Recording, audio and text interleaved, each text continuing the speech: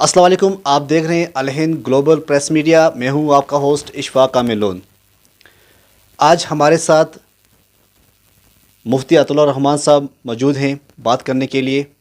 जैसा कि आप सभी जानते हैं कि former chairman of Shia Central Board Wasim Rizvi ने जो 12 मार्च 2021 को एक पटिशन दायर की सुप्रीम कोर्ट के अंदर, जहां पर उन्होंने ये कहा कि 26 वर्सेस जो कुरान के हैं, कुरान शरीफ के अंदर हैं, उनको रिमूव किया जाए।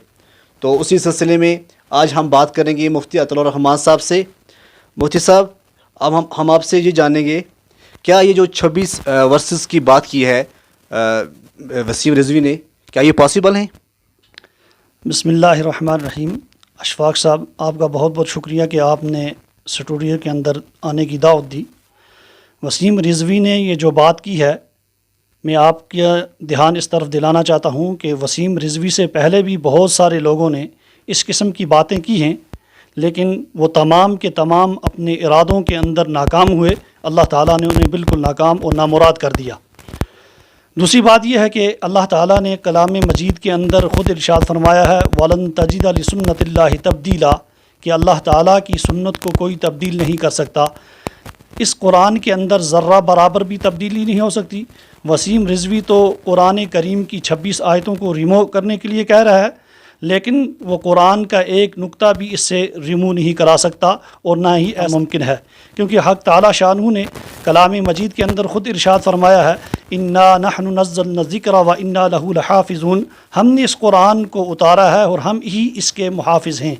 लिहाजा वसीम रिजवी का ये कहना कि कुरान की इन 26 आयतों को कुरान से निकाला जाए, ये उसकी जाहिलाना बातें हैं।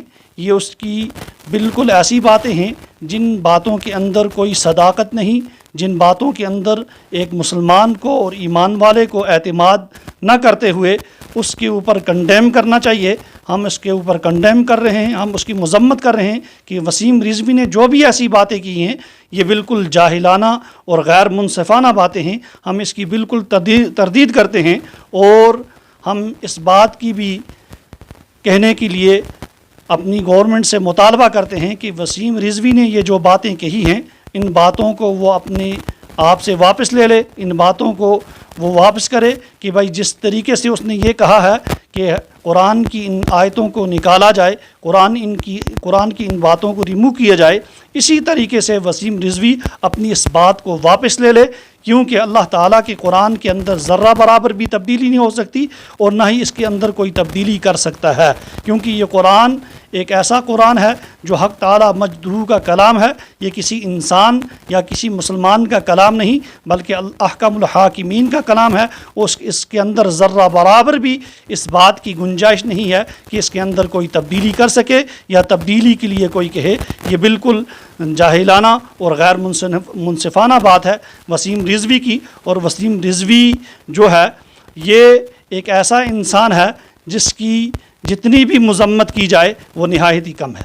सभी इस बात को जानते हैं कि पूरे हिंदुस्तान के अंदर प्रोटेस्ट हो रहे हैं कि जो वसीम रिजवी हैं, इन्होंने जो हरकत की है, बिल्कुल इसको हम कंडेम करते हैं। पूरे जो मुसलमान हैं तमाम इस बात को कंडेम करते हैं। हम आपसे जानेंगे, जो ये लोग प्रोटेस्ट करते हैं, जो कई लोग हैं बहुत सारे जो ये कहते हैं कि इनको फांसी होनी चाहिए, बहुत सारे लोग ऐसे हैं जो कहते हैं कि इनको अपनी बात वापस लेनी चाहिए। तो आप क्या चाहते हैं, जो हम एज ए इस्लामिक स्कॉलर, आप इन लोगों को क्या मैसेज देना चाहते हैं? इशफाक साहब, इसमें बात यह है कि जो भी लोग प्रोटेस्ट कर रहे हैं, जितने भी मुसलमान इसकी मजम्मत कर रहे हैं, यकीनन एक ईमान वाले को मजम्मत करनी चाहिए और हम भी इसकी मजम्मत करते हैं।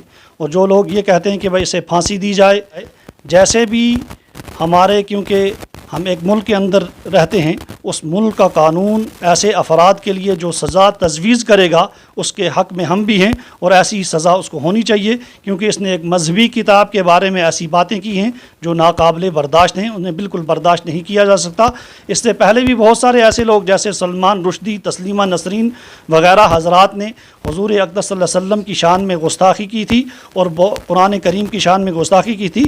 आज भी वो लोग बिल्कुल पसे पर्दा हो चुके हैं, क्योंकि अल्लाह ताला ने उनके दुनिया के अंदर उनके काफ़िया को तंग कर दिया है। ऐसे ही ये भी जो نصیر وسیم رضوی ہے، اللہ تعالیٰ اسے بھی غارت کریں گے اور انشاءاللہ اس کا نام و نشان بھی دنیا سے خود بخود ہی مٹ جائے گا۔